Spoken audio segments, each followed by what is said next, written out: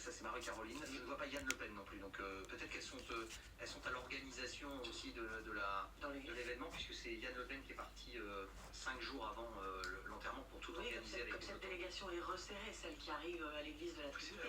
Il y a une demi-douzaine de personnes, pas plus, voilà, c'est la famille. Oui, on voit les filles de Marine Le Pen. Il y a aussi, j'ai vu Louis aussi, le petit-fils de Jean-Marie Le Pen. Et on voyait sur ces quelques images l'émotion visible dans les yeux de Marine Le Pen. Maurice, vous vouliez rajouter qui était la première femme de Jean-Marie Le Pen qui est là. Anne a parfaitement raison. En même temps, c'est un événement extrêmement politique parce qu'il résonne en effet avec tout ce qui se passe en ce moment dans la société française. Il est très intéressant de lire attentivement les papiers de la presse rangés à droite, disons pour simplifier les choses, qui ont présenté à Jean-Marie Le Pen très atténué et beaucoup moins extrémiste. Il faut rappeler que la droite républicaine, la droite chiracienne notamment, a mené un combat impitoyable contre Jean-Marie Le Pen.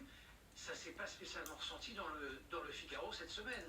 Donc il y a aussi toute cette droite française qui ne sait plus trop comment faire avec l'ombre de Jean-Marie Le Pen et du Rassemblement national. Il y a quand même, si vous me permettez, on peut en parler maintenant puisque Jean-Marie Le Pen est mort, mais jusqu'en 1984, il y a un combat très dur entre deux tendances de la droite nationale, celle représentée par le Front National et Jean-Marie Le Pen, et celle du Parti des Forces Nouvelles, qui était une autre organisation concurrente qui aurait pu devenir le Front National. Et puis les élections européennes de 84, finalement les Italiens choisissent de s'allier avec Jean-Marie Le Pen, faisant effondrer la liste du Parti des Forces Nouvelles, et la quasi-totalité des membres du Parti des Forces Nouvelles sont entrés au RPR. Ce qui a aussi considérablement tendu les relations pendant très longtemps entre la droite dite classique, notamment le RPR et le Front National. C'est que les gens qui avaient des postes de responsabilité au RPR, beaucoup étaient issus. Il y a eu une vraie bataille. Y compris de très grands communicants français. Il y a eu une vraie bataille sur les valeurs aussi. Oui. Et Jacques Chirac et tous les Chiraciens étaient très profondément anti-lepénistes.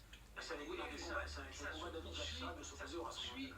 Aujourd'hui, On va retrouver Sophie Dupont, messieurs. Je reviens vers vous, là on a du temps pour échanger. On va retrouver Sophie Dupont qui est sur place pour BFM TV. Sophie, dans un instant, le cercueil contenant la dépouille de Jean-Marie Le Pen entrera dans l'église de la Trinité-sur-Mer, une entrée que vient de faire, on l'a vu sur ces quelques images, Marine Le Pen, visiblement extrêmement émue, le visage marqué. Oui, comme c'était prévu, Marine Le Pen donc, est arrivée à pied de la résidence familiale qui est vraiment située, mais vraiment à 200 mètres de cette église. Elle est arrivée avec sa sœur Marie-Caroline, mais pas la troisième sœur Yann Le Pen. Et c'est un peu particulier parce que ses filles, Marine et